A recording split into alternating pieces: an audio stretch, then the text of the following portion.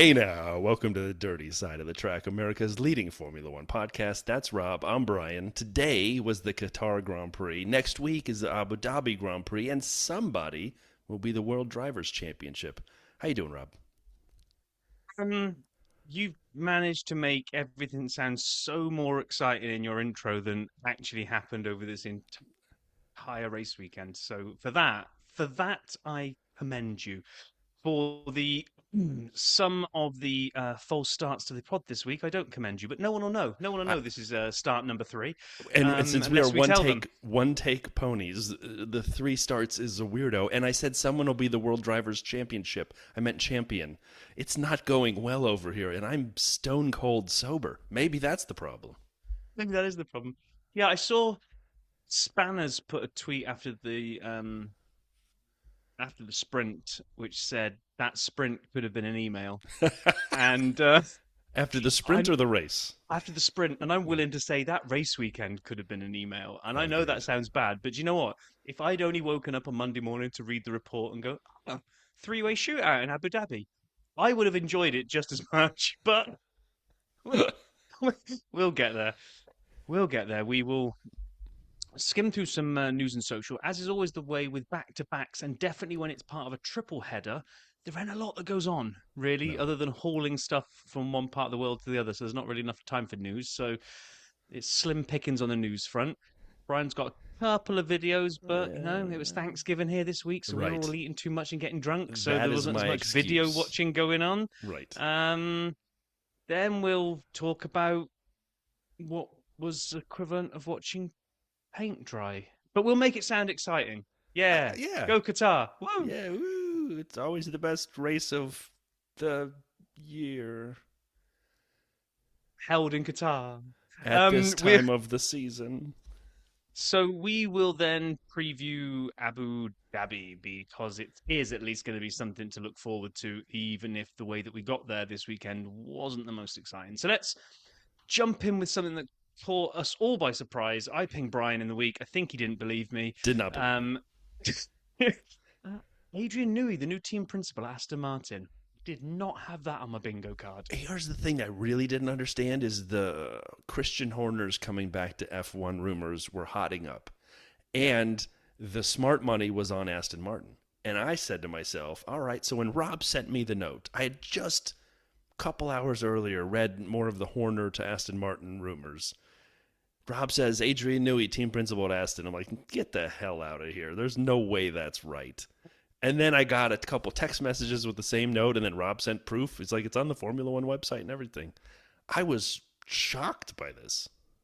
Yeah, I And why? Why am I shocked by it? Like, in all seriousness, he's obviously a talented person, but I think he was just a designer. I don't know why this new step is well, so same surprising. here. He's the well, no, I think it is surprising. I think we all see him as this kind of like genius in the background with his pencil and paper, designing fast cars, softly spoken. You don't really hear much from him, and he doesn't seem to want the limelight. Now he's going to be a team principal, which is kind of like, hello, let me introduce you to Limelight.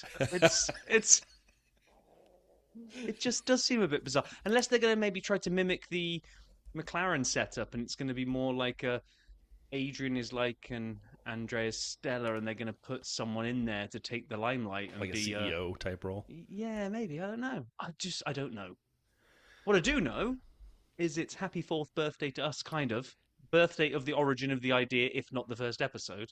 Um, Maybe that's why it's taken four takes to get one that's stuck this week, because it's fourth birthday. Well done, Brian. You're a Boom. genius. Didn't think of that. Well, I mean, I can't always explain my madness. Yeah, 4 years ago on Thanksgiving, I had a couple of glasses of wine with my family, and I thought to myself, hey, you're a middle aged white guy in America. Why don't you have a podcast? And so I reached out to Rob and I said, let's correct this wrong. And here we are having fun doing it every episode 4 years later, man. Thank you for, Rob, thank you for being such an amazing host here. Oh, thank you for coming up with the idea, because, like I said before, not anything I would ever have thought of doing. A bit like Adrian Newey, team principal, I would not have thought of doing this. But no, it's been fantastic. I can't believe it's 4 years. That's absolutely ridiculous. But yeah, into year number five. Let's go. Let's do it. Um, Before we move into the rest of this, one thing to shoot down like what was it? Clean up on aisle Vegas. Yes. Oh my gosh, the tinfoil hat brigade were out big time with the disqualification, and apparently it was because McLaren had come up with this super amazing feature that could heat the titanium block to make them expand to do something to lift the car higher, which then when that got nerfed and got taken away, they ran too low and got disqualified. What? What? And just as I was kind of trying to take in what all of this was, good old Terry over at Coffee Corner Motorsports has done just a fantastic, like, rather than just dismiss the tinfoil hat conspiracy theorists, he just takes down the argument fact by fact, which is absolutely brilliant. You need to go and look at his channel. I'm not going to do the whole thing here, but what he essentially says is titanium is one of those funky metals where by design it's really difficult to superheat it. And even if you do, it doesn't actually expand much, so it would be the worst idea to try to do this. And what type of basically thermonuclear reactor are you going to put under the car to try to heat this block? Which, by the way, when you do get titanium to the point where it does start to heat enough for your madcap ideas, it goes soft. And when it goes soft, guess what? It's going to wear down much quicker, so you're going to be straight onto the plank and get disqualified. But anyway, lots more science-based stuff from Terry's, but you just think, there's so many people out there that comment on these things that have no idea what's going on. They just hear a rumor. McLaren are cheating. Why? Because of stuff with the titanium skid blocks. Oh, must be true. Copy, paste, share. Becomes fact. I mean, this weekend is rife with that. I mean, so Oscar, spoiler alert, Oscar wins the sprint, and they show the garage for a millisecond as they start walking out, and people are just, they're not wrapped in glitter and streamers. They haven't put on happy birthday hats yet. And they say, look how down they are because Oscar won when they wanted Lando, Papaya rules. And then we'll get to the race, but they purposely hosed up Oscar so he couldn't win this week. The strategy was bad on purpose to harm Oscar and help Lando. Papaya rules. No! Anyway, moving on. Sorry. We'll get there. So last thing that I didn't see it, but I saw Lee caught it and put it in the Discord that Head, during his qualifying notebook, apparently let slip that Isaac is set to replace Yuki. Both drivers have been told, and the announcement will come this week. Maybe pre-Abu Dhabi, we'll find out that Isaac is going to be in the Red Bull seat next year. So where would Yuki be? Racing Bulls or not in F1? I don't know. Maybe not in F1. Man, that's a raw deal. It is, isn't it? That guy got a raw deal. Oh, speaking of raw deals, let's talk about the video vault. We got a segue. I can segue anything. They call me Segway. All right, so it was Thanksgiving week this week here in the States. I had all of my family in town, which was phenomenal. Most of them are still here because of the weather and other situations. I love them all very much, but I like it when it's the normal setup. Okay, anyway, so the video vault, man, I didn't get a chance to watch a lot of videos. But anyway, there's two things I have, and I am serious about both of these. Roll Deep, the Robert Schwartzman feed on Twitter, a music clip of his new song that he just dropped. Robert Schwartzman, the Israeli driver for Prema now in IndyCar, what had been a former Ferrari Driver Academy driver. He, of the 5-place grid penalty received in practice that he's still not served in F1. I'll come back to another one of those drivers later. Robert Schwartzman, when you think of Israelis, you think of rap, right? Wrong. And that's what Robert Schwartzman gave us, the weirdest rap song I've ever seen called Roll Deep. Nothing to do with him being Israeli, but it's just a bizarre, I don't know. I wasn't ready for this. And so when I clicked on it, I had to go twice because the first time was a lot of WTF, and then the second time was a little bit of WTF. Good for you, Robert. I hope it's a barnstormer, something or other. We're not starting over again. We're too far in for you to hit the record button. I was just shocked by that. And then the second one is a normal one that I watched and loved. I love all of these, the best reactions of the 25 Vegas Grand Prix, P1 with Matt and Tommy, 19 minutes. I can't get enough of these where when Matt collects memes from across Twitter and then reacts to them with us. I love it. It is great. We've submitted a couple in the past. We've made it to the show a couple times. I consider Matt and Tommy sort of the OGs of doing pods and covering F1 as fans. So I love watching this. But those were my 2 videos. Rob, you got anything you'd add? Nope, just shut the vault up. On its way closed.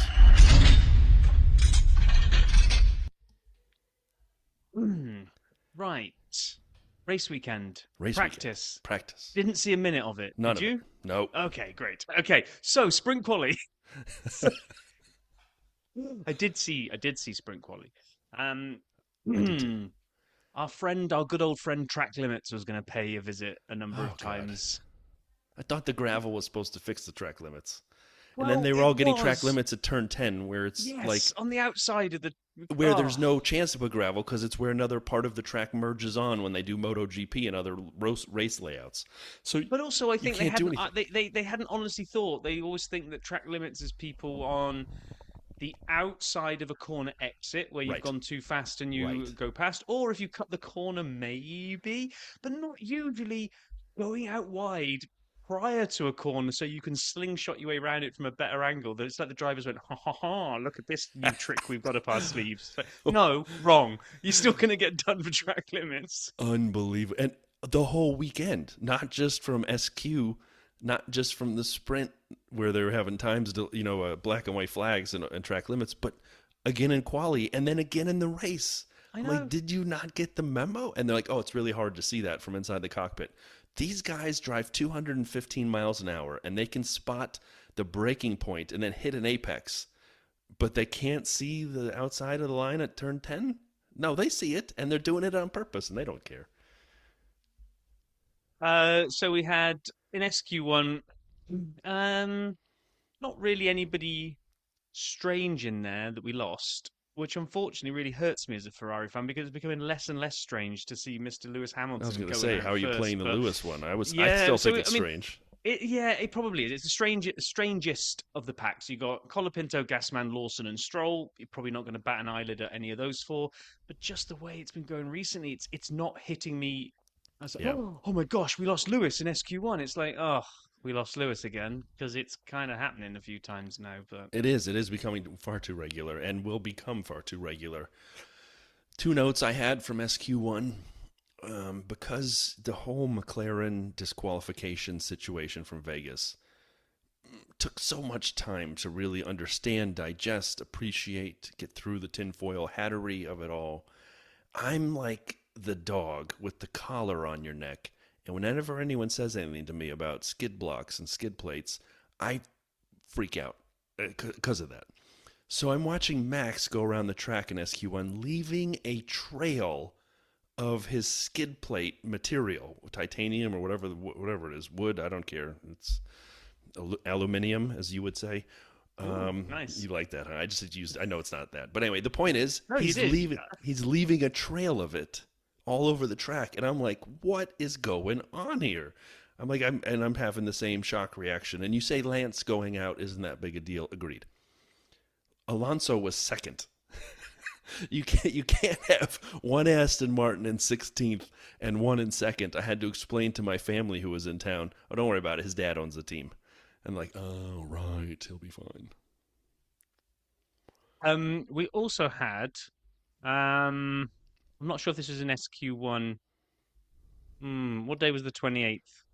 I'm just trying to look back through my photos that I had taken from various social medias. We had the Friday. That would have been SQ1.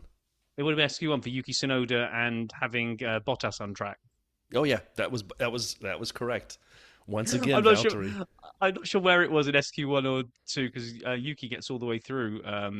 Spoiler alert. But yeah, we had Yuki Tsunoda's radio came on. And his engineer, okay, Bottas opening behind. Not quite sure what that means. Bottas opening behind. Starting a hot lap behind you. Yeah. Come on, don't give the right answer. I was going to take my mind into the gutter. All right, be all childish, but no, you ruined it. I retracted it. And then we get the classic side-eye look from Valtteri in the garage as he kind of hears himself for the second time this season be referenced as being on track when he actually isn't. I love that when they cut to him and he sees himself on TV and he knows because he saw the radio message and he just looks at the camera. It was so good. And I love anytime you see Valtteri on TV or, here. This is Valtteri Bottas, and you're listening to the dirty side of the track. The button that runs that sound is wearing out, but that's okay. I'll just get a new one. So then in SQ2, we lost Esteban Ocon, Nico Hulkenberg, Gabby Bortoletto, which is becoming, as we've said, also more common, Ollie Behrman, and Isaac Hadjar. It was an interesting thing because Hadjar was safe and Antonelli was out, but then Antonelli was safe and Hadjar was out because of boom, boom, boom, track limits. And although we say, although though, that's not even a word. It's contagious. It is contagious. Although you said it's not surprise losing Gabby, little point of note though is that Bortoletto did outqualify Hulkenberg, and I think he's taken the lead now. Either in, I can't remember what stat they said, whether it was Qualy overall this season or whether it was just sprint qualies. Whatever, it was another little feather in the cap of Bortoletto over the Hulk. So, what did that leave us? On to SQ3. I'm not sure if this is the one where George started smelling wood. So again, alert all you childish thoughts out there. But yeah, apparently George could smell wood. Not sure what all that is about. But yeah. He got all excited. He got all excited about smelling wood and went and put it onto provisional pole. But then Oscar just said, I fancy that. Oscar looking a bit spicy this weekend already at this point. He did. Really kind of starting to make it look like he maybe found that bag of magic dust hidden behind Paddock. If only his own team had managed to pick up the same dust so they could have used it in the race today, but never mind. Yep. So... it was fast. When George took that provisional pole and he got real excited, Crofty didn't even have time to finish saying, and George is on provisional, Oscar's on pole. And so it was a bang bang right across the lap, which are always fun to watch. Max came in fourth and then was dropped down to sixth as cars out-qualified him for the sprint. And Charles, just letting us know that Ferrari is not good, was ninth. At least he made it to SQ3? Question? I don't know. Yeah. If that's the best that we can pull as a Ferrari highlight of the weekend, and we know it. Basically is. I know it is. I think that will actually become the high mark of the weekend for Ferrari. I think it's probably time we have a little listen into the first part of what the Paul is going to... I don't even... Right, so before we play these, we don't listen to Paul's clip. Me and Brian like in to advance. Have the kind we listen to them live. We don't listen in yeah, advance. Obviously, we listen to... Oh, my gosh. I'm going to file that under things that did need explaining. So we don't have a whole file for that? Yes, all with your face on it. But we don't listen to them in advance. We like to listen to them kind of like with you at the same time. And Paul sends this one today saying, oh my gosh, I don't know what I'm doing my reports. I think I'm like mentally sick. So I've been worried all day of like, what the heck has he called? Maybe it's his word he's going to use for the triple head. Not the triple, the whatever he calls it. The three reports, the donger, the whatever, beefing, whatever we've had before. I'm a little worried as to what we're going to get now, but I think it's time for you to hit the button, Brian.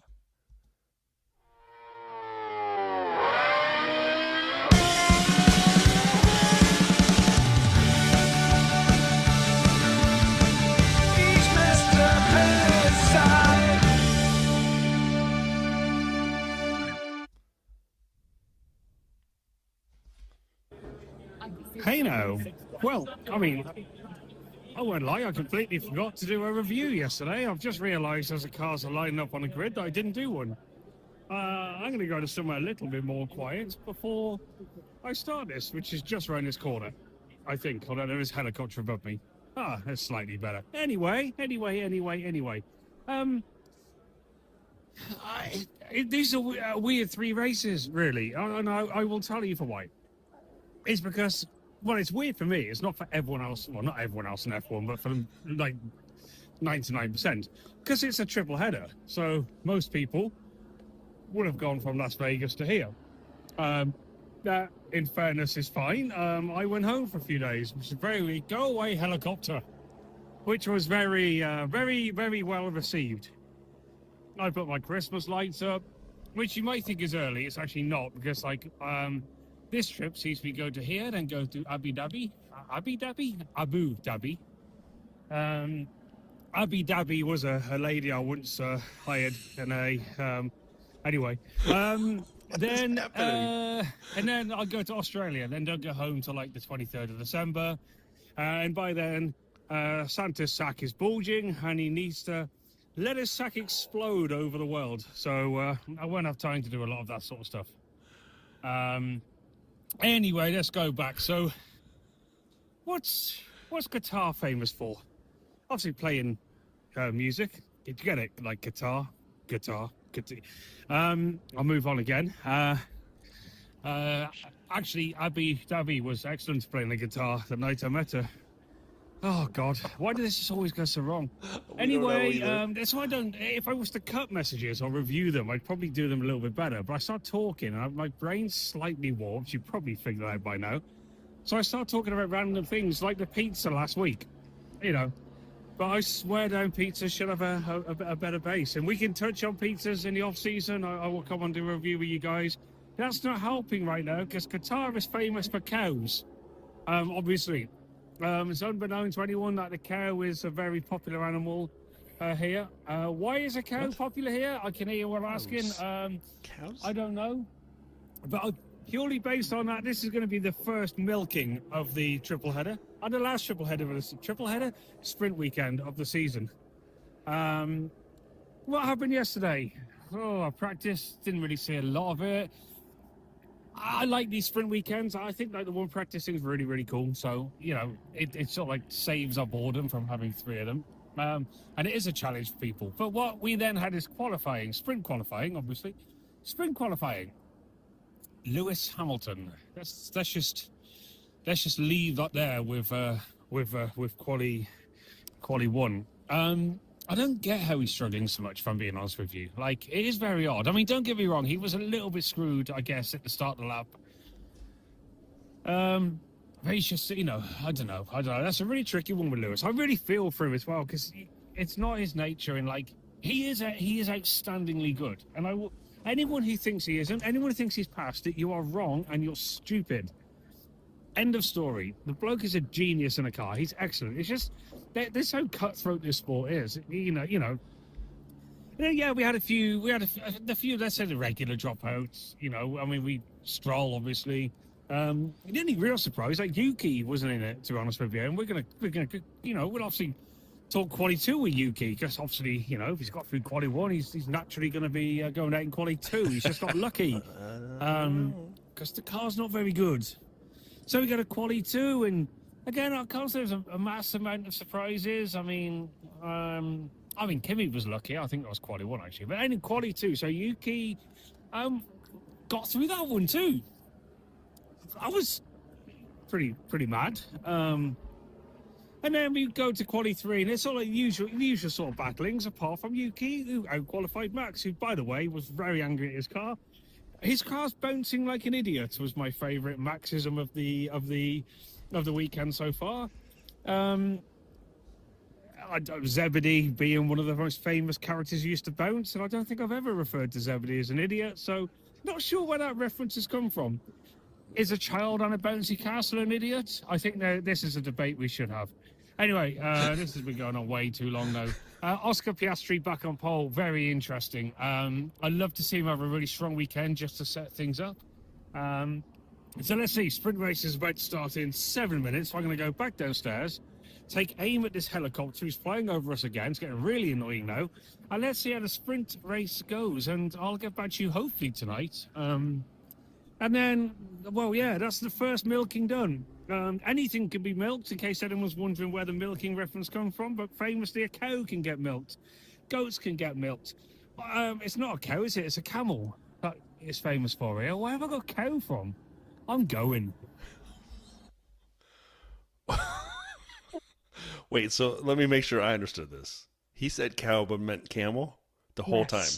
The whole time. And then at the end, finally realised that he meant a camel. I mean, he is right though. Everything can get milked, like almonds. How do you milk an almond? I don't know, but people drink it. I really don't know what we've just listened to, but thanks, Paul. Thank you, Paul. So then the sprint started, And as is the way in Qatar, and even the commentary team almost openly admit it, there is a race to the first corner, and then not a lot happens at all afterwards. Yeah. And so a great start by everybody. Max got past Alonso. Yuki just seemed to maybe, I don't know, get out of the way for him as well. I mean, he didn't right away, because when you rewatch, it takes Yuki one corner to realize it's Max in his mirror, and they say, "Oh shoot, I'm sorry," and he moves over immediately. It did take him one corner, so kudos to Yuki for at least not just assuming he had to get out of the way. He actually checked the mirrors. There he is. I better get out of the way. The Saubers, like two kids that are running from the cops on a film where they want to like confuse them and go in opposite directions, did just exactly that. They started next to each other on the grid. Gabby got lots of places, went up to 11th, and Hulk went backwards and down to 16th. It's like, oh, this will confuse them. See if they can keep an eye on the Saubers now. Charles just seemed to like driving in the gravel this weekend. Seemed to just multiple times. His favorite thing to do. On my fantasy team, I had the Unlimited to play. Unlimited. I've been saving this. This is like the Uno reverse draw 25 card that you're holding on to the end to just be like, ha ha ha, you thought I was dead. Look at me now.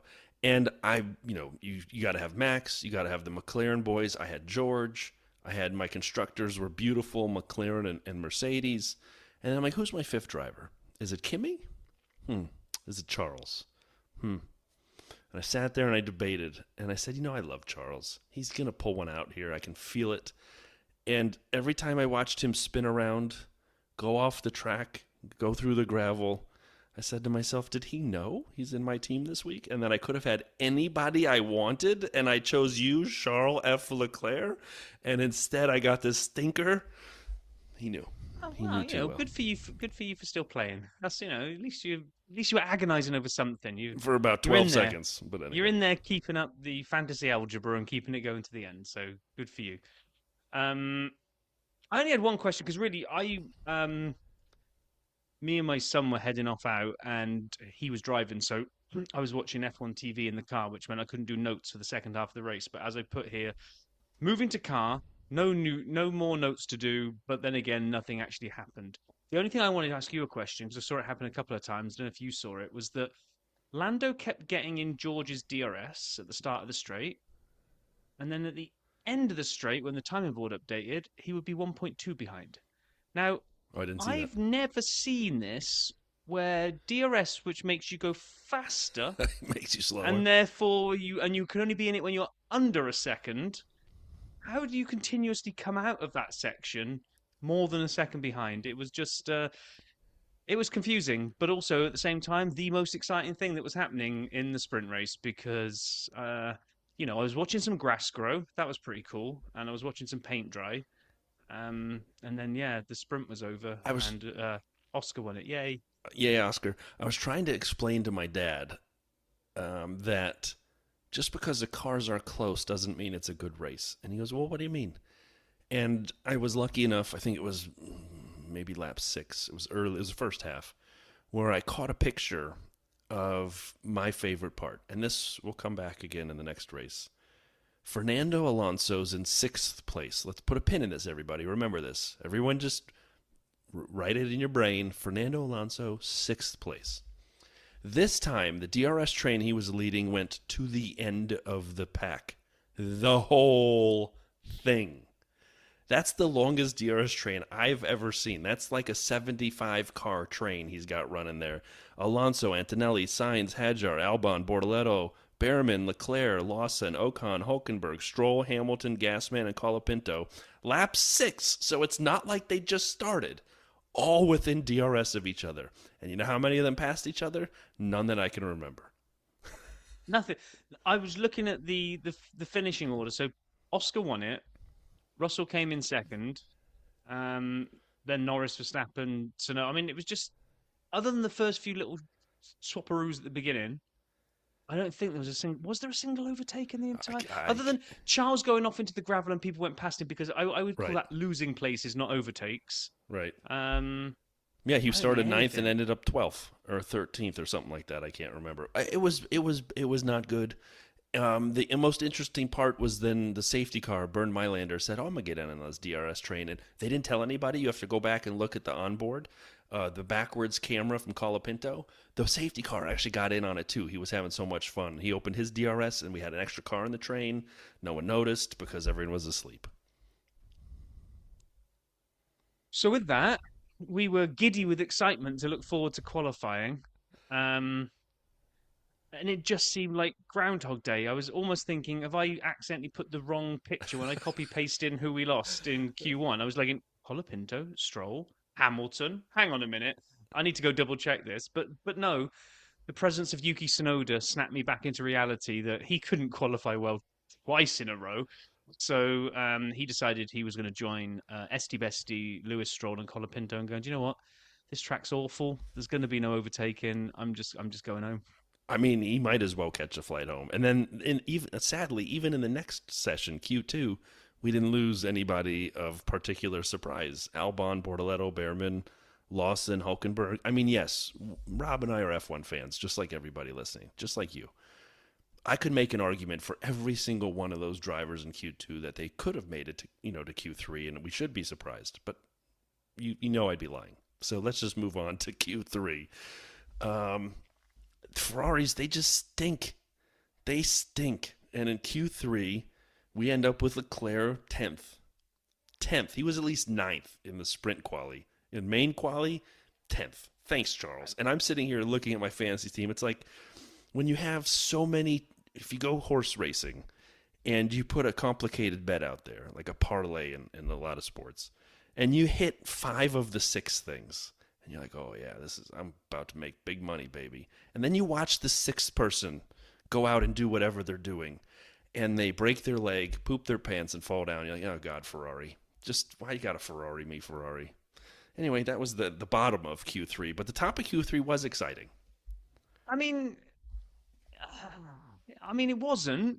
It was all right. Its result was it gave us a really spicy setup for the race. We had Piastri repeated the trick and got pole from Norris, from Verstappen, from George, from Kimi. So the top 5 were kind of like, anybody could put a move on there. But main thing was we've got the title contenders as the front 3 cars. Isaac kind of got a little bit of form back this weekend, it felt. It's gutting what happens in the race, but 6th spot there. I am confused about that, so I look forward to talking about that part too. Sainz in at 7th, Alonso in at 8th. The Gasman, a little shout out to Gasman there, because that Alpine's a tractor, and he's got it through to Q3. So, again, it wasn't the most exciting quality session, I don't think, but it set up a great... It did. A good starting grid. Okay, sorry, I thought you were going to give me a rebuttal that you really enjoyed quali, that it was an epic quali. No. Okay. I was going to say that I think that there's 2 drivers after next week's race. Abu Dhabi, for new listeners, new watchers, is famous because it's the last race of the year and people love to do donuts at the end of the race. And it ruins your gearbox and all kinds of other things in your car. And some teams tell people not to do it. They're like, oh, come on, we may need that next year. It costs money. We have to fix it. Don't do it. I'm willing to bet there'll be a new level this race. It's the end of these regs. These cars aren't coming back. I could see Pierre and Lewis, instead of loosening their belts, doing some donuts, finger out, number 1, yeah. I could see them tightening their belts and driving straight into a wall and just leaving the car and going, this thing sucks. Is what I could see. Paul, though, is back with another review. So shall we hear from Paul? Let's do it. Hey, no. It's a Sunday morning milking to milk the day before's events, which was Saturday. So Saturday was yesterday. Today is Sunday. You will no doubt listen to this on a Monday. So if anyone's familiar with an artist called Craig David, then that will make a lot of sense because we could probably do this all week, but we haven't got 7 days. We've got 1 day to review yesterday's event, which will be put out tomorrow, which will take place today, which is race day, but it's not about race day. It's about qualifying day, which was yesterday, which is 2 days ago, probably when you're listening to this. But to be fair, then if you listen to this in the middle of next week, then this review will be based on about 5 days ago. So I still have spent a lot of time over the last few hours considering how I've managed to get a cow and a camel mixed up. So this milking is going to be heavily camel-based. Let's start with sprint race yesterday, and it was crap, wasn't it? Really, quite surprised how little grip there was on the opening lap. If I'm being honest, we sort of both said that for a track that's actually, you know, the track temperature shouldn't be offensive. Oh, I don't know. That was the only exciting part about it, wasn't it? Really, I don't want to sound negative or defeatist or all of the other horrible words like that, but let's face it, it was crap. And once Oscar got ahead, the first opening lap was okay, just because there wasn't a lot of tyre grip, which was again, which I said, unusual but good. I expect Vegas to have little tyre grip due to the cold climate, cold track temperature, but cars seem to be sliding everywhere. But again, nothing happened. And Max got past Yuki, which was very unsurprising, really. I mean, obviously he's going to let it past. And then it was just a case of controlling distances. A couple of cars boxed at the end to do some simulations for qualifying, whatever they were doing, which was great. Right? Again, this sort of backs up my theory that I think points should be awarded all the way down to the last car that finishes, just because then otherwise it just become a glorified testing session. It almost made a mockery of the race anyway. So that was the sprint race. Really looking forward to the race later on today, which, if I wanted to be royal, would be tomorrow, because obviously I would have recorded this normally on a Saturday, but I've recorded it on a Sunday, which means the race day today. You get it. You get the idea. I don't think we do. And then goes into normal qualifying. Lewis Hamilton. I love Lewis. I'm not blading the guy. Look, judge Lewis at the end of next season. Don't judge him now. You know, Charles Leclerc has been struggling all weekend on that car. He had a big ass spin. He's been driving that car for years, so he knows exactly everything about that car. So, as I've mentioned before, I would expect him to be ahead of Lewis. He is ahead of Lewis. Lewis is having a rotten season. He's very emotional. He's always been emotional, and he'll be embarrassed the fact that he's doing so bad. So, ignore the noise from Lewis when he sat there going, "Oh, you know what? It's just racing." That's, you know, yeah. You can always make an argument for. You know, people who are anti-Lewis will always make an argument. So I'm not listening to them. Don't care. Let's judge him at the end of next season. And then if he sucks again, then we'll judge him, obviously. But I'm not judging him now. I know the guy. He is absolutely insanely world-class. I don't need to say any more about Lewis Hamilton than that. The bloke is absolutely world-class. Let's judge him at the end of next year. Yuki Tsunoda, again... I mean, he has such a good sprint quality. He has such a good sprint race, really, you know. And then, but the one thing I will say, if you actually looked at the times yesterday, there was actually, I think, especially Qualy 1, it sort of got a bit more spread. But Qualy 1, it was like less than a second between P1 and like P18, P19. So it's stupidly close. So that's, you know, again.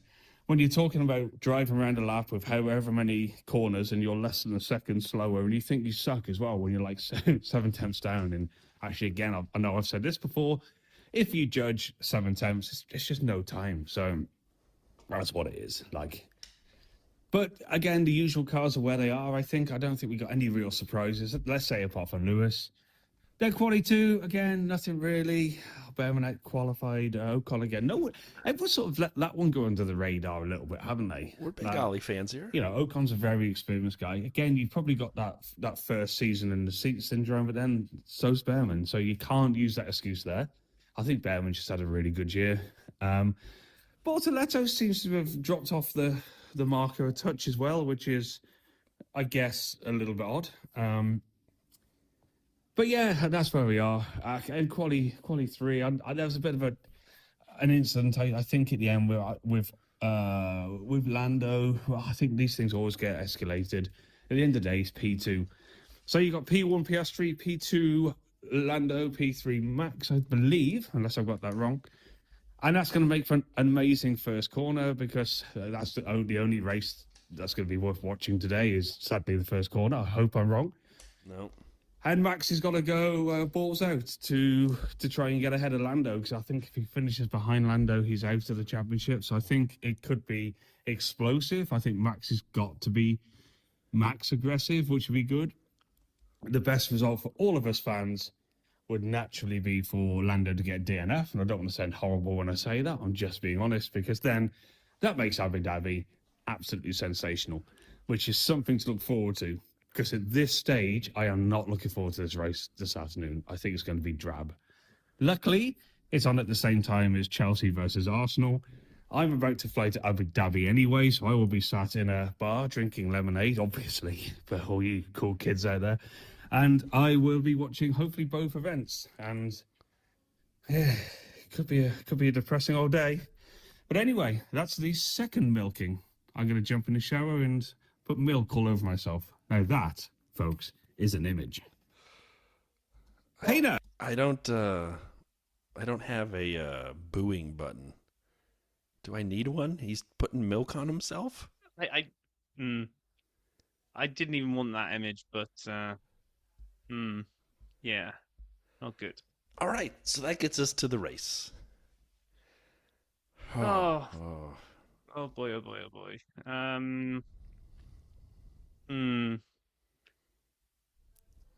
Right, the race. The main best part about the race was getting peppered with clips from my buddy Simon, all the various people that were saying dirty side of the track on TV before the race started. That was the most exciting thing, I think, that we had a couple of those. Would you like to hear them? Oh yeah, if you clip them out, that would be great. Lando and his engineer Will Joseph were frustrated because I think they felt they could and should have been on pole, but with the dirty side of the track on the right hand. Was that audible? It came through weird on my speaker. No, that was audible. Well, then what about this one? Ahead of him, it is time for the sprint very, very shortly. Simon from Corinne and I. Corinne, thanks for sharing the microphone. It's back to you. Yeah, well done. Let's get into it. The dirty side of the track. Boom. So thanks, Simon, for that. That was literally the only thing that kind of boom was interesting. So Abu Dhabi next week. Let's do the preview. So there was a good start. There was a race to the end. Max got Lando while Oscar started out fine in the front. Lando had wheel spin in the second phase, so he got off the line. Crofty was wrong. He was banging on. He beat Max. Max beat him by like a millisecond of some flavor. But in reality, it didn't matter because Lando did have a slower second phase. Max passed him, gets into second place. George was falling down the order, didn't know why. Charles was going all over the place. Ended up by the third lap in exactly where Ferrari wanted him, having a ding-dong battle with the Gasman and Hulkenberg. Just where Ferrari wants to be. Really neck and neck with an Alpine and a Sauber for ninth. I mean, when they sit down and plan it out, that's really what they're looking for. It's it's overrated being racing with those McLarens and Red Bull drivers. This is where you want to be. Yeah. Exactly where you want to be. And at this point, my dad fell asleep, and I'm thinking, it hasn't gotten bad yet, Dad. But just wait. Yuki's already getting track limits at this point. It's We're like barely lap even 4 or started. 5. It is. It's like, oh my gosh, they're going to need to put same place, after the turn steering 10 wheel, as well. Yeah, just like needs F1 ways. Up ahead, stay inside track limits. Was it whatever voice he Latifi in wants. Japan who went, is like, something's wrong with the car? Yeah, you went on the wrong part of the track, buddy. And then they showed Liam and Lewis battling a replay from the first lap or two, and Liam just pushed Lewis straight off the track. And it felt bad. I'm like, come on, man. The guy's dead already. Just leave him alone. Let him run his race. He ain't got nothing to prove. He's a legend. He's walking around on one leg in that Ferrari. Leave him alone. Oh, the gas man got a black and white flag for unsafe rejoining. I didn't understand why. I was with Martin. Where did you expect him to rejoin the track? He, I thought, did a fine job. And then as soon as Martin said that and we saw the replay of the gas man getting a slap on the wrist, we hit a lull. And I'm thinking, boy, oh boy, this is going to be boring. And as I typed that into the notes, Nico and the gas man are like, oh, you think this is boring? Just wait. We're going to make it exciting. But for reasons that no one saw coming into the race. Yeah, I mean, and also, first, it looked way more spectacular than it was because it wasn't until the replay that I realized that he went through kind of the polystyrene marker, which made it look like bits of everything had gone. All he did was touch tires everywhere. and he spun around twice. Yeah, absolutely. So, Oh, okay. So we had an issue now where it was lap 7 and the safety car comes out and everyone starts doing all the 57 laps. mental 57 lap race and everybody starts doing all the mental gymnastics of hang on a minute. Hang on. There were only going to be 2 important laps in this entire race, which were 7 and 32, because of Pirelli's 25 lap maximum on your tyres. Everyone was pretty much going to have to pit around those sort of windows of depending on how they were going to do it. So Or you could go further in. You could go 25, 50 and then run. But the math is 25 plus 25, which is, Rob, how much? I've run out of fingers and toes. 50. And if there are 57 laps, you could start boxing on 57 minus 50 is? 7. And where was the safety car? 7. And I just showed you the strategy required to figure out that you should go box. And you know how many people boxed out of 20 drivers? Or I guess 19 because Nico was out. How many of 19 boxed? 17, I believe. 17. And so only the 2 McLarens didn't box. I know they have a strategy department. I read the whole... We'll get into this. Should we do it now? I mean, let's do it now because I was writing at this point. Everyone's piled in. It is absolute bedlam. I never used that word. I'm going to use it now. It's bedlam in the pit lane where everybody is coming into pit because they're all going, well, hang on a minute. We've all got to pit twice. It's 7 laps. We can pit one now. 25 laps time again. Down to the end of the race. Why not get a cheap pit stop where it costs 10 seconds less? Because you ain't going to make up 10 seconds on people in this track where you can't overtake people. So it's a slam dunk. And everybody went in. And there were some potential problems with double stacking and bad releases and all this kind of stuff. Yeah, and I'm sitting there thinking, McLaren messed this up. And I said, I'm not sure if McLaren have messed this up or not. And you wrote, me neither. It seems a mistake. They're saying it's for flexibility, but all the flexibility in the world don't give you 10 seconds back. No. And here are the teams who bank on a safety car to make their strategy work. Sauber and Haas. They run a car out there on an alternate strategy, hoping for a safety car. Not this race, but in the past, as they've been helplessly outside the points. And they're like, we might get a point if everyone crashes just when we need them to. That's fine if you're those teams. Not if you're McLaren. Not if you have 2 drivers in contention for the World Drivers' Championship. You don't become the championship, you're the champion. See, I got it right this time, not the first time. You did. And at this point, your view is ringing in my ears here, where you're always like, man, you don't give up track position. Never. Like, so they didn't. They didn't. They were the only ones that didn't pit. So they didn't give up track position. I'm like, and they wouldn't have known if they'd have come in. Would everybody behind them come in? Could you foreseen that all 17 other drivers all piled in? So would they have been given up track position? Is it the SAP version of don't surrender track position? But hold on, the SAP version of track position doesn't have a 25 lap tire limit where there's mandated stops. No, seriously, this is the second time in now. The rule book. No, there's this a second time now where a mandated stop strategy has wildly backfired. And we haven't seen enough people say that, so you're welcome for listening to the dirty side of the track. But Monaco was a farce. And this turned out to be a McLaren mistake of epic proportions because of the 25-lap mandated tire life limit. If that didn't exist, it's a whole different thing. And then my track limit theory still stands. Never give up track position, especially in ones that are hard to overtake. But yeah, I'm with you. I thought this was a mistake too. You wrote this. Why are we doing this? And we're like, maybe this will work? Question, but how? And then I was thinking, well, somebody was started going on about, was it Crofty? It's about being fair. What? We'll be fair, so we'll equally screw both of them. Yeah, it doesn't even. There's no fairness. Now they said, but if you split strategy, if you'd have kept Oscar out and brought Lando in, or the opposite way around, then you would have been favouring one of them. Like, well, if you are going to lose 10 seconds next time you pick, maybe more compared to everybody else, how much would it really have cost to double stack the McLarens at that point? Oscar had got 2.5 seconds over Lando. Right. A pit stop takes about 2.5 seconds. You time that bad boy right, Lando probably is maybe standing still, maybe 1 extra second than he would like to be. But 1 second is a hell of a lot easier to catch back up on people than 10. And they interviewed Zach at the end. It was just after. It was on the post-race show, but it was cut and shown everywhere.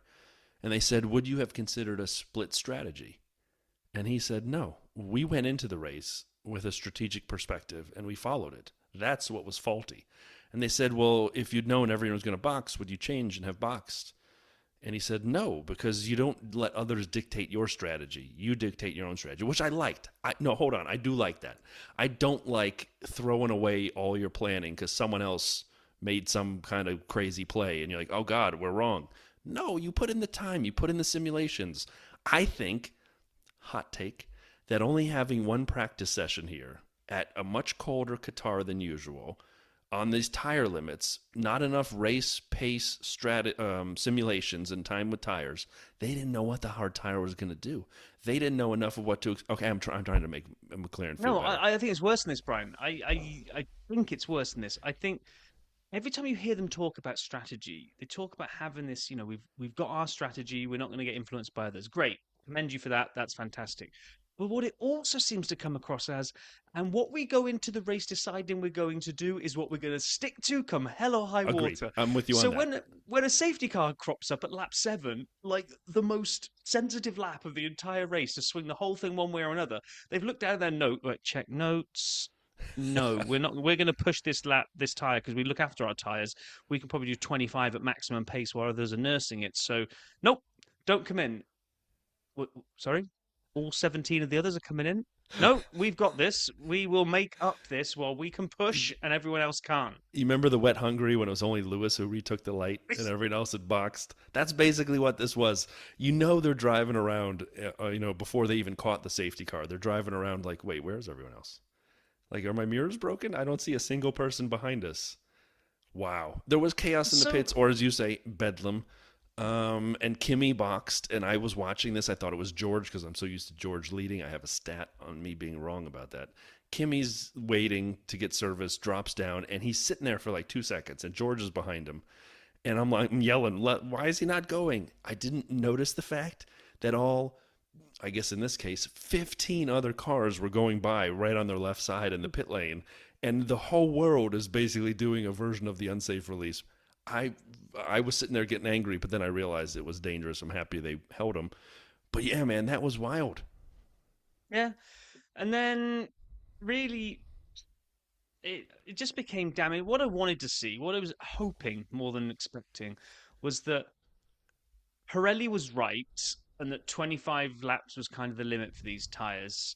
So everyone else was going to have to babysit their tyres for 25 laps to eat them to their maximum, while McLaren were going to pull the mother of all tyre offsets off and go off on like rocket ship charges and hunt down and make up the pit lane delta the pit stop delta they'd created themselves by not stopping.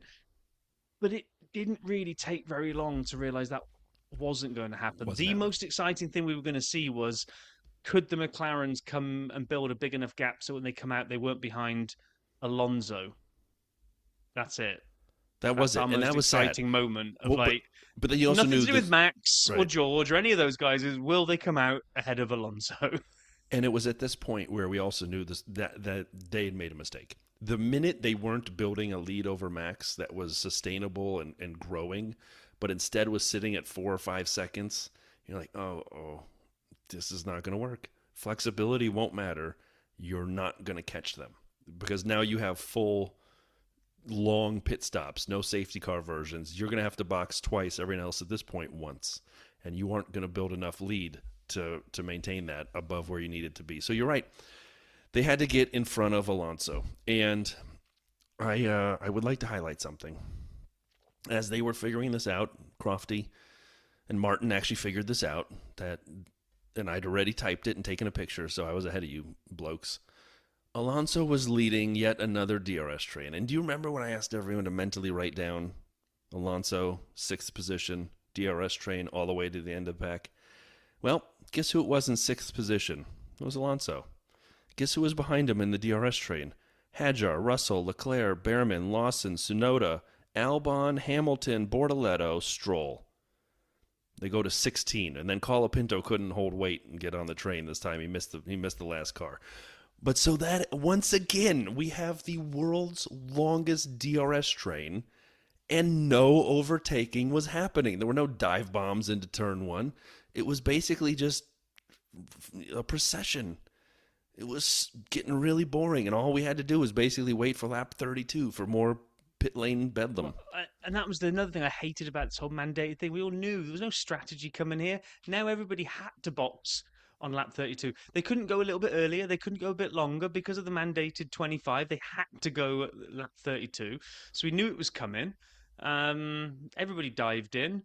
It let the McLarens back through. But again, they weren't going to build any type of lead. So we just kind of sort of watched them to see if they could build a gap again to get out and maybe be able to hunt down podium spots. They were never going to hunt down Max. It was lap 39 and Crofty's finally dawned on him that, I think Max might be the favourite for the win here.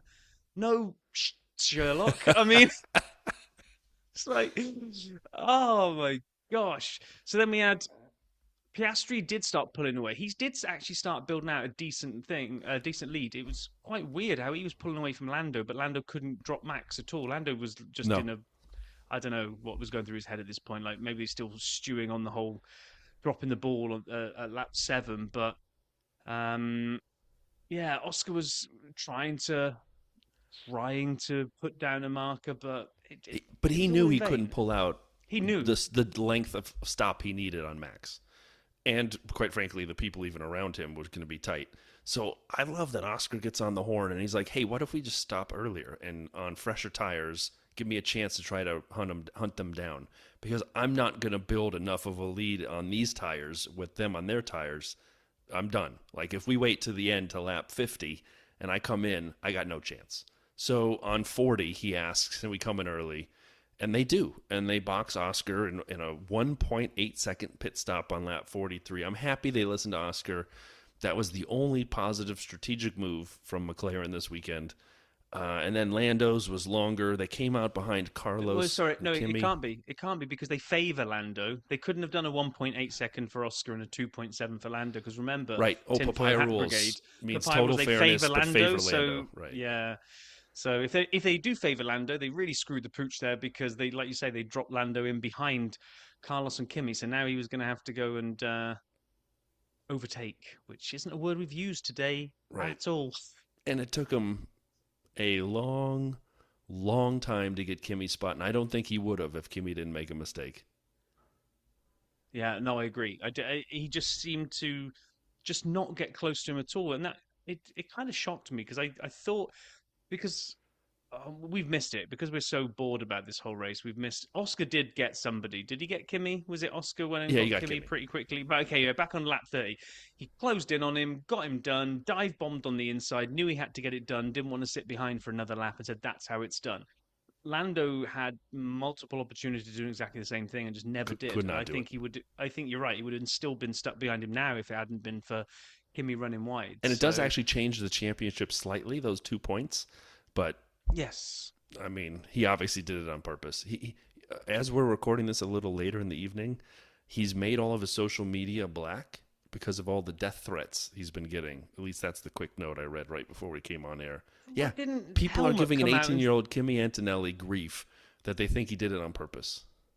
Because, I mean, the only way I could trace this back, that they think that Toto is that petty that because of 2021, he's trying to help McLaren win so that Red Bull don't win. So he's couldn't have done it over the radio otherwise people would have heard. So unless it was the new special messages on the pit boards that we saw them practicing in Canada, let him through. We want to stick it to Red Bull. I mean, why would Helmut think that Mercedes got any interest in helping? He said that though. Helmut came out and said that publicly. I know he did. Yeah, he did. I don't like Helmut. No, I don't. He's a bit of a Helmut. Never have. Never liked him. He's not invited on the pod. Sorry, Helmut. No, he's not. So all we really had of any interest, at least, was that from about lap 40-something in the mid-40s, it started to become a real possibility that Carlos Sainz could be still on the podium at this rate, because Lando was not catching Kimi, and the longer that didn't happen, the more Carlos could try to get away. Then, of course, just to give us heart failure, we started getting the radio messages of Carlos Sainz going, oh, the whole car's falling apart. Well, I try and steer around right-handed corners. It wants to go to the left, and I think I've lost a wheel and I've got no power. And I'm like, no, come on. My helmet just fell off. My gloves are on fire. I just peed in my seat. Help me, help me, help me. Oh, and then you wrote, Carlos will get out and push if needed. And I said we'd help him because I know we would. Isaac gets a puncture. And what I don't understand, we watched him going slowly. And then in the final race results, he has a DNF after lap 55. Did they not put a new tire on and give him the last lap? Oh, no. It's in the classification.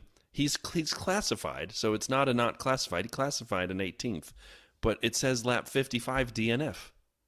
Oh, I don't know. I'm very confused by that, but they didn't show us. I'll go this week.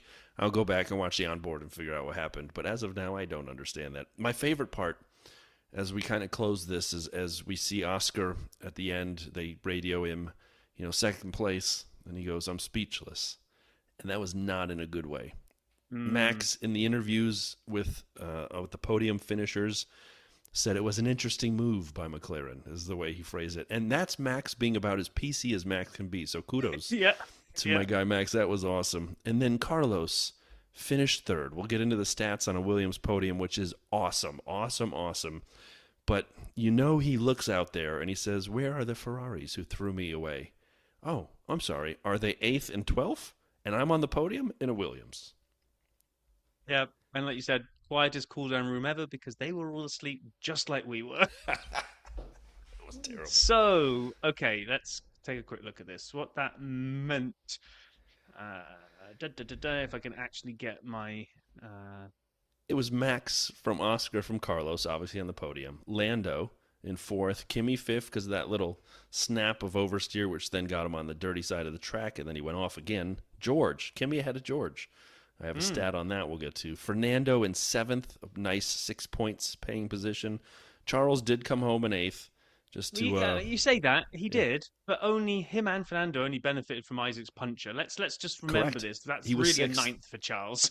You're right. Liam ended up 9th. Yuki got a point because of Isaac's puncture. And then we saw, other people. Alex, Lewis, Gabby. I can't believe I'm putting Lewis and other people at this point. He's a great driver. Gabby, Franco, Esteban, Pierre, Lance. Pierre, by the way, Esteban and Franco 1 lap down. So weirdly, only 3 cars got lapped. I was going to bank on a much higher number. Just a boring race all around. We didn't even get blue flags. Couldn't even give me a blue flag. We got absolutely nothing. So I think we need to do King of the Pits and Pits now. Let's get that one out of the way, shall we? Let's do it. Hey, you're the king of the pits.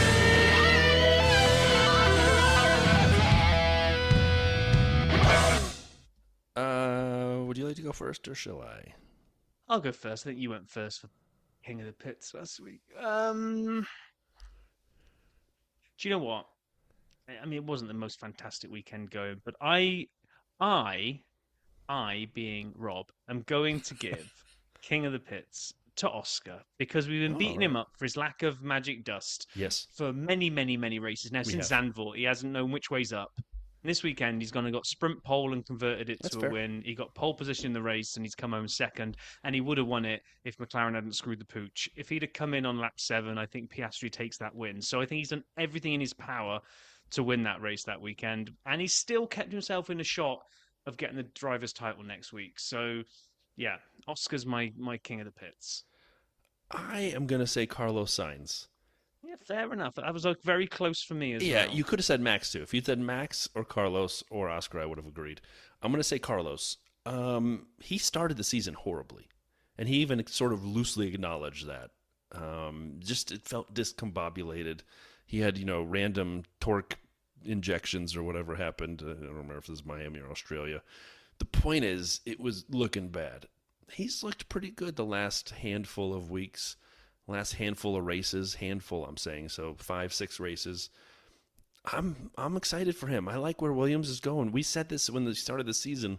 That's, what did we say, the 3rd strongest total driver lineup, combined driver lineup in our minds? Yeah. Something around there with both him and Alex. So, yeah, I'm going Carlos. And now, Funny you should say, before you do the pits, just to pick up on one little thing. You said, you gave other names of people I could have said, and you threw, and if you just said Max, I'd have been fine. I would have given it. You wouldn't have? I don't think Max could have.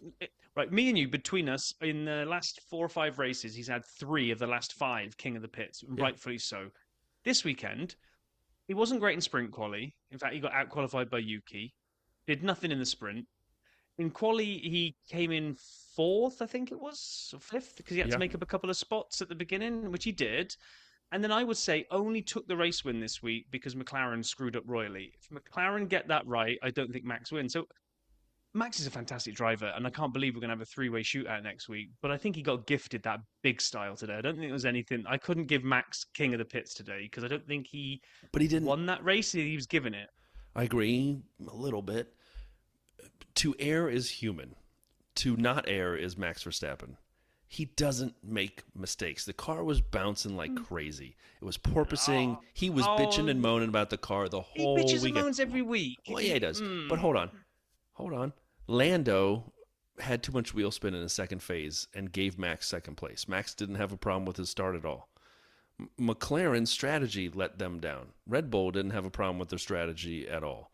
And Max executed flawlessly with the not perfect car he has and brought it home first. You can't do that if you make even the smallest mistake. I think you're giving too much credibility to him whinging about his car. His car's as good as it's been for the last 5 races when he's won 3 of whatever it's been. So no, I will give Max credit when he does fantastically, like we have as King of the Pits. But just this week, I thought he's lucked out big time this weekend because he's had a poor weekend by his standards. He sucked in sprint quali, he sucked in the sprint, he didn't qualify well.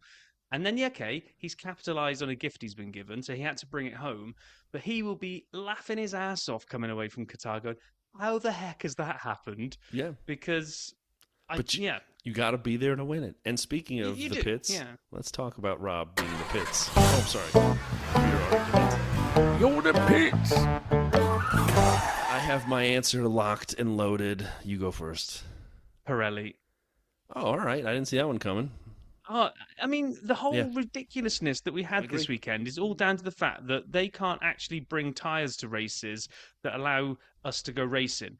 Now, we've got not only do we sometimes have to go through these ridiculous tyre management phases in races, but this time it was mandated that they were going to have to babysit them for 25 laps. So do a better job. Your one job is to bring tyres that can go racing. And if we're at a point where Pirelli and Qatar can't work together because of the racetrack or whatever it is, then either drop Qatar off the circuit, off the calendar, or pick someone other than Pirelli, or Pirelli do a better job. It's just... You're right. That's the root cause of the problem. I'm thinking more of the outcome of the problem, and I was going to give it, and I will give it, to McLaren's strategy. It's not just the head strategist to blame. It's the whole strategy team. That was a hot mess. And there's no way flexibility was as important as staying out. But regardless... What do we know? Flexibility that's such a made-up word. 100%. Because there was no flexible option here. Yeah. It's like, you're out, and you can't find a bathroom, and you pee your pants. Like, well, I did it on purpose. I was hot, and this will cool me down. Let's talk a little bit about people who are peeing their pants. Pitlane Paul, what did he think about Sunday? And there's 3 of these, so you're going to have to give me a second to swap from clip to clip to clip, but here's the first. Hey now, so I'm in the bar, so I don't want to record it when I'm drunk, so I've made a mockery of myself the last 2 days, so I'm just going to sort of do this. It's lap 2. I said after lap 2 this race will be over. Oscar leads, Max second, Lando third, Antonelli, maybe Sainz will drop. I think Russell will probably end up being P5. But because of the tyre thing, everyone's on the same sort of strategy up to P9. So, I'll speak to you later if anything changes, but that's possibly the 3rd milking.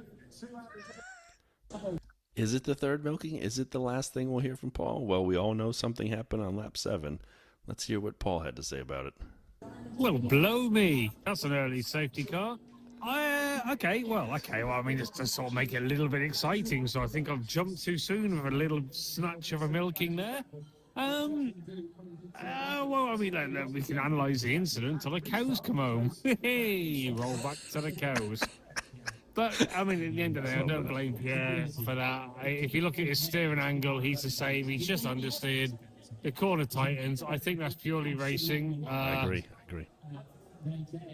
I'm interested in McLaren. The fact that those cars didn't stop, I think, like in that situation, for one car to stop and not the other is sort of kind of sensible.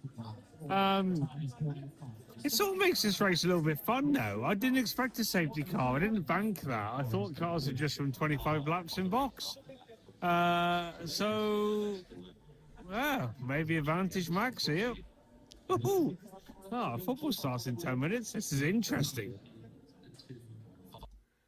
All right. So then Paul sent us a third to kind of wrap up the milkings.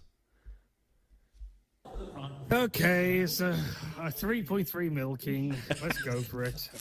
Because actually, I was sort of like diverting my eyes between the football, soccer, and the Formula 1.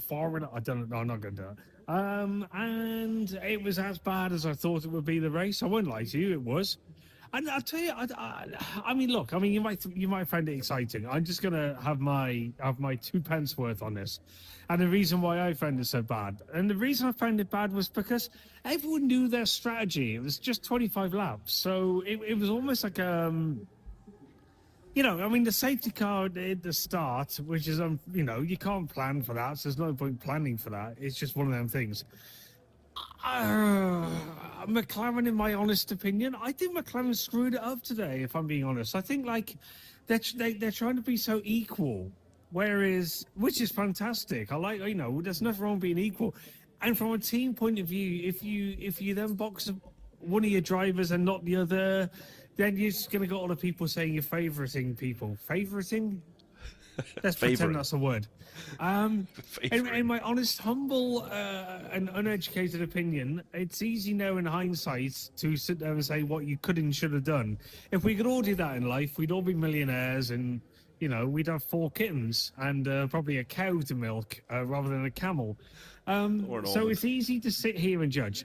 I think it was a really hard decision for them, but ultimately they screwed that up today, and you can tell that at the end of the race because, you know, it's a simple equation. If a race is 50, what was the race? 57 laps? Yes. I think it's 57 laps.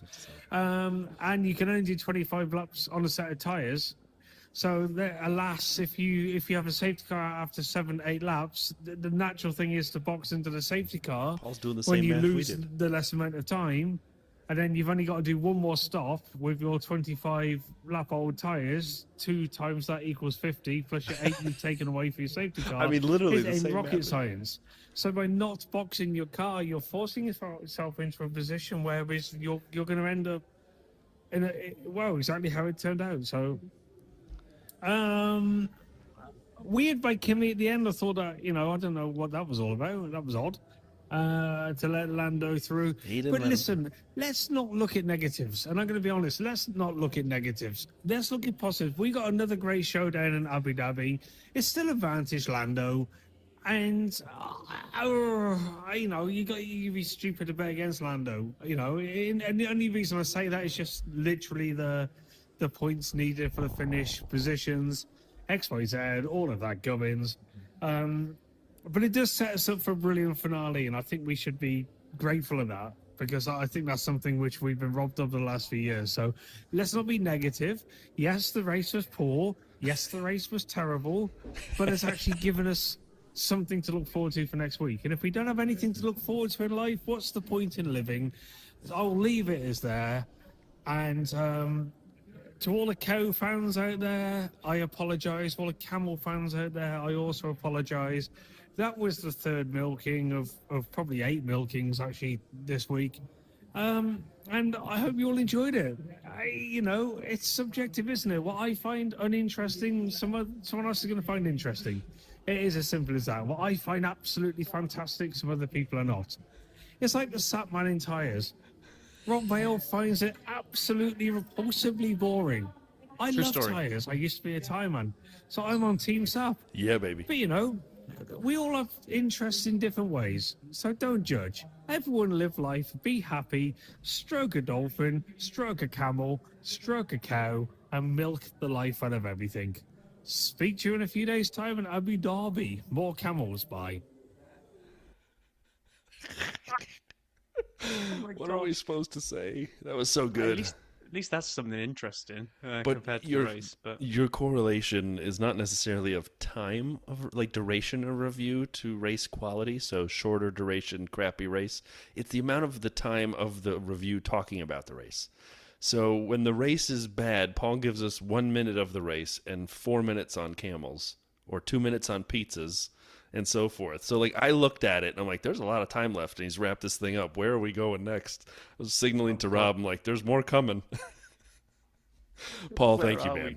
That was great, buddy. Thank you. I love that. right, okay. Before we start looking at the title and where it might go next week, let's just quickly wrap up casino games. Oh my gosh. Hajar. Roulette. We pulled out the number 8 after we did our amazing clickbait video this week to reveal them all. And I had Alonso finish in 8th, who was in 8th and was coming home 8th until lap 55 when Isaac Hajar got a puncher and Alonso went up to 7th. So that was destroyed. Which, by the way, Brian had Hajar. So I submarined you. He briefly saw Hajar in 8th and then for a second as he's dropping down the order.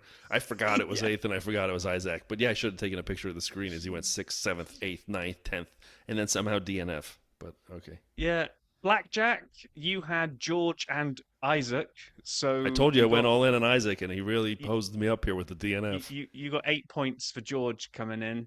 I went for Charles and Carlos. So Carlos coming in third. I got 19 points from those two, so I win that. 3-card poker. Not sure this has happened very often. Both of us managed to beautifully pick 3 cards that had nothing. Absolutely nothing. We didn't get any cards next to each other at all. Both of us.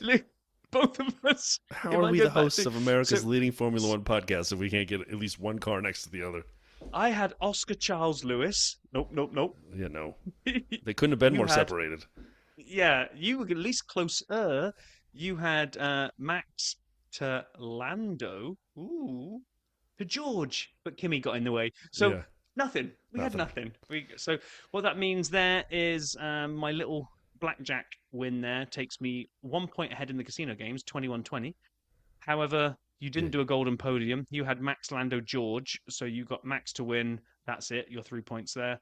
I had Max, Lando, Oscar, so my feeling about his magic dust coming back got me 4. I'm falling apart here. So I'm 71-62 up in the season predictions. So you were going to need to pull a golden podium out of your ass in Abu Dhabi. That's what needs to happen. But talking of permutations for Abu Dhabi... Yeah, nice segue. So, we end up at this point of the Drivers' Championship where Lando has 408. He's 12 points clear of Max on 396. And 4 points behind that is Oscar. So Oscar is 16 back of Lando. And so those are the only 3 with a chance. And as I said, it's 12 and 16 between Lando and Max and then Lando and Oscar. The only way they can win, or the ways they can win, if Lando wins, he's the champ. If Lando's second, he's the champ. If Lando's third, he's the champ. That was partially because of the Kimi note.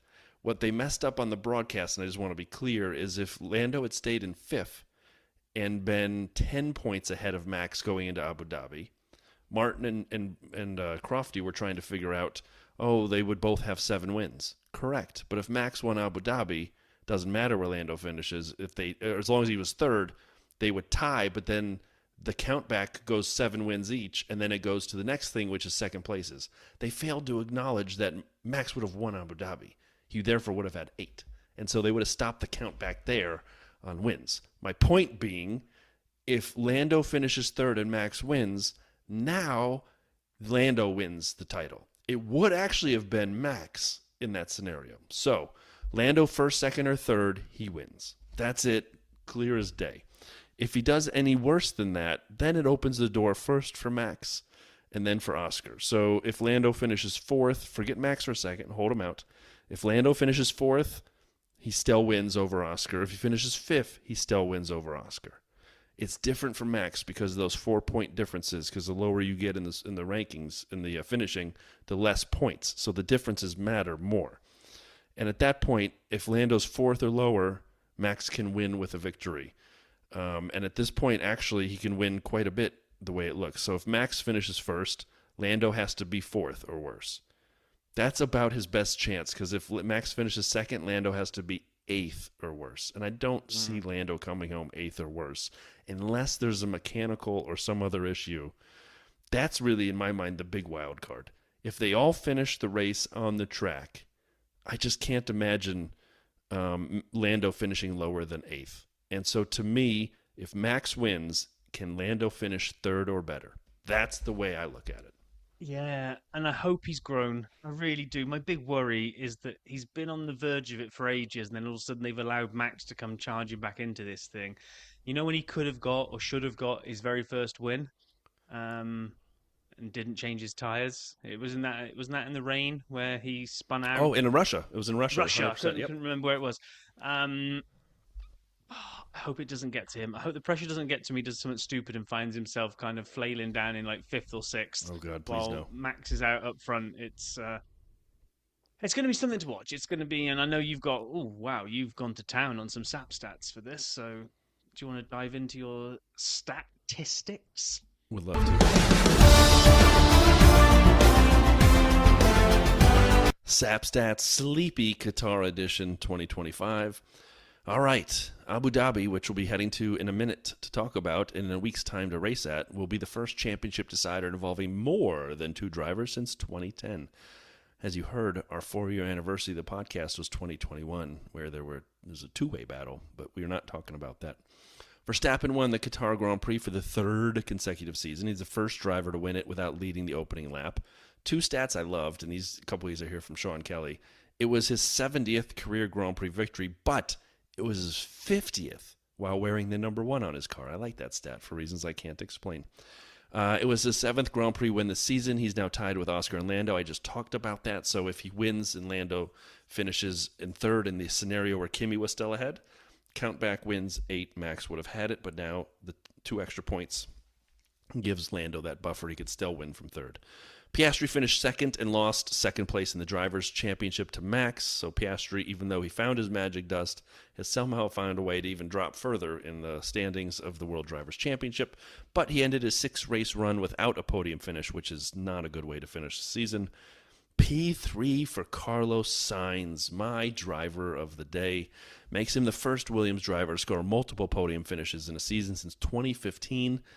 Felipe Massa and Valtteri Bottas. Mercedes, Kimi Antonelli took 5th for his 4th consecutive top 6 finish. George was beaten by teammate Kimi Antonelli for the 3rd time in the last 4 Grand Prix. I did not know that. That was a surprise to me when I saw that. P7 for Fernando, scored his first Grand Prix points for 4 races. Charles Leclerc in 8th was the leading Ferrari. He was still 57 or 56.8 to be exact, seconds behind the winner.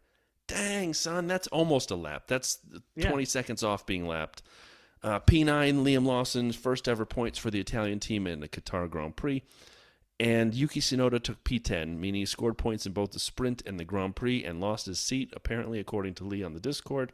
And then Lewis Hamilton finished in P12, his 4th, I don't like the way this word's used, but it's accurate, pointless Grand Prix for the Ferrari in the last 10 race weekends. Meaning he got no points. Not that it's pointless that he raced, but that they feel kind of one and the same. And that closes the SAP stats. Should we do some fantasy quickly to kind of close that up and get everyone to know where they stand before we leave the weekend? Yeah.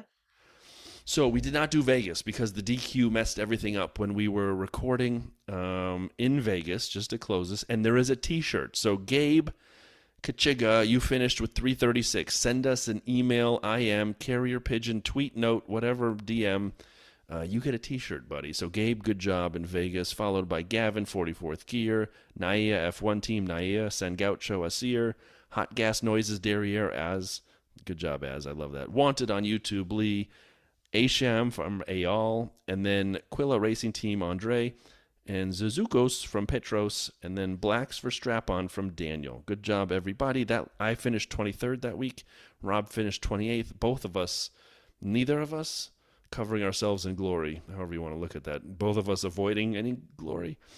And so the top 3 leaving last week, heading into Qatar, 44th Gear Gavin, Yank the Mic Michael, and Box 1 Patrick. Now we get to Qatar, and we can talk a little about this week's race. First, Bartek Debieski, 452 points.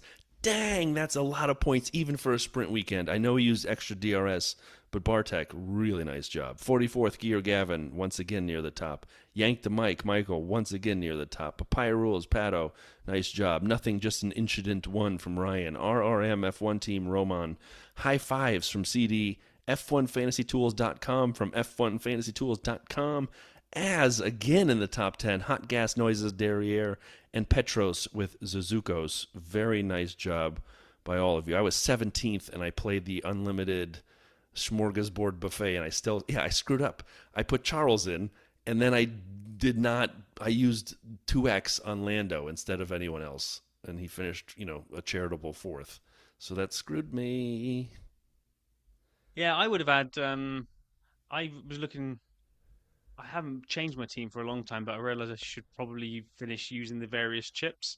So I hadn't used the triple, so I put triple DRS, I think, on Oscar, and then chose my double on Ollie rather than Carlo.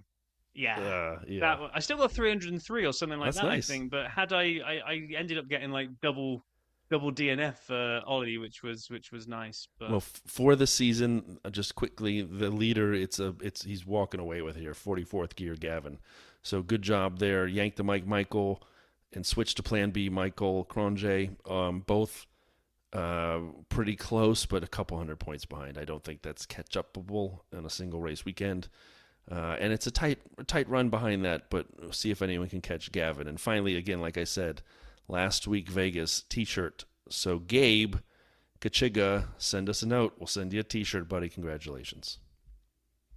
okay, so next week, the final race of the season. Can't believe we're there already. Final countdown. Sorry. And we're going to have, like Brian said, 3 drivers going for the championship. So it is 58 laps of this day-night race, 3.2 miles long. It's been around since 2009, was first won by a driver by the name of Sebastian Vettel. We always have to bring this up every time we talk about it. Something happened in 2021, but we don't go there. Still too soon.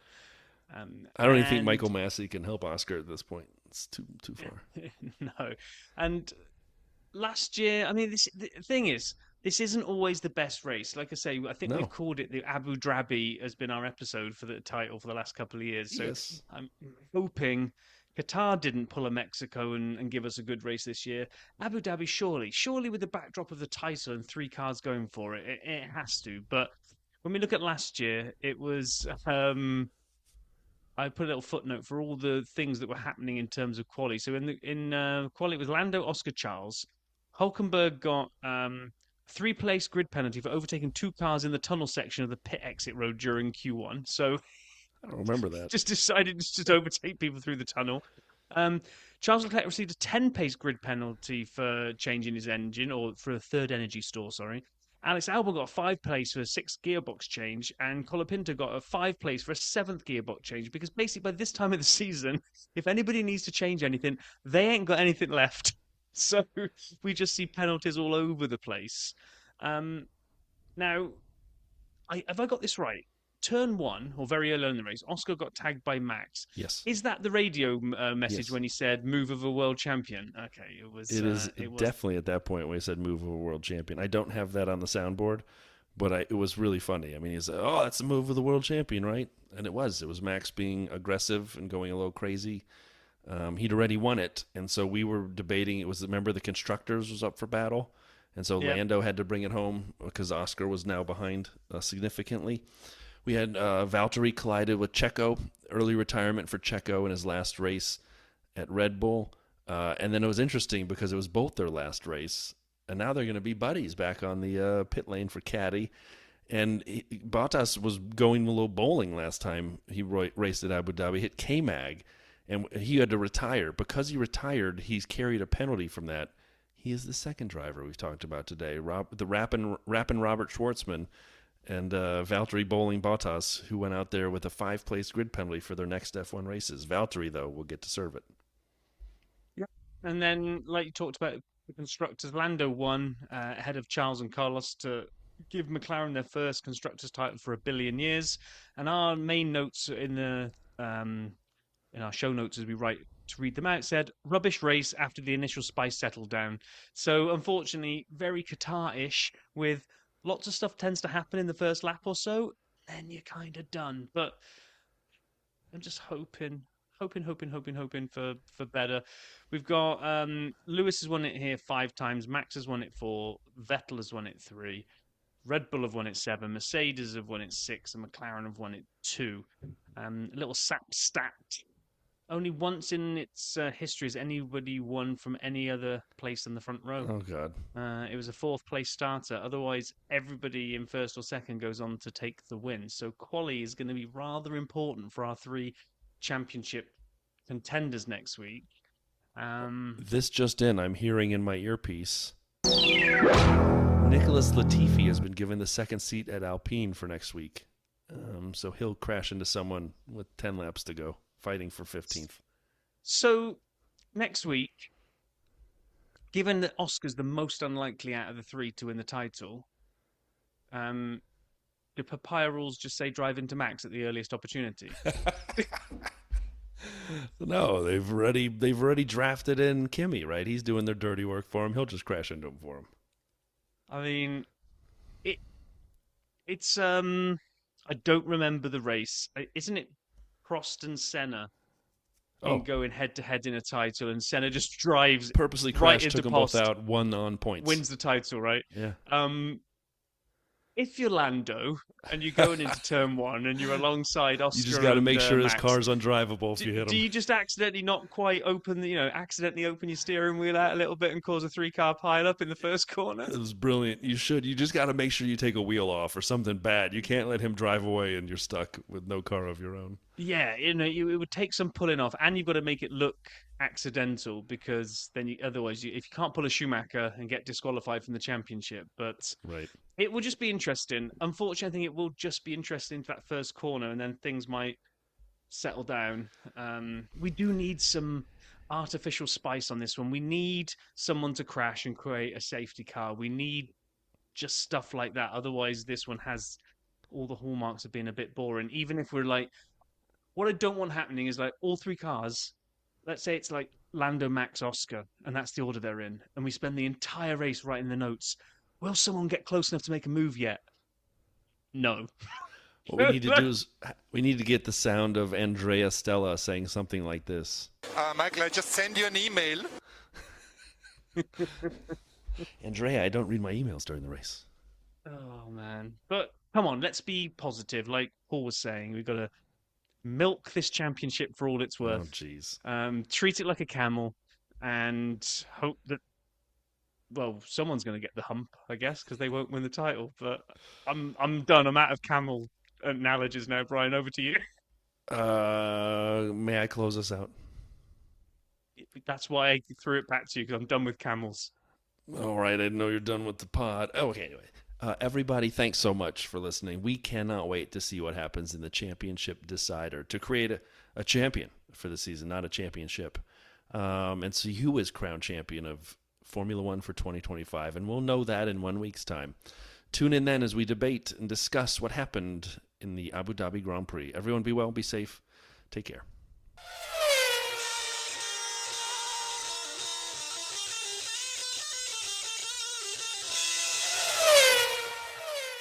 Yeah, baby. 4 takes app.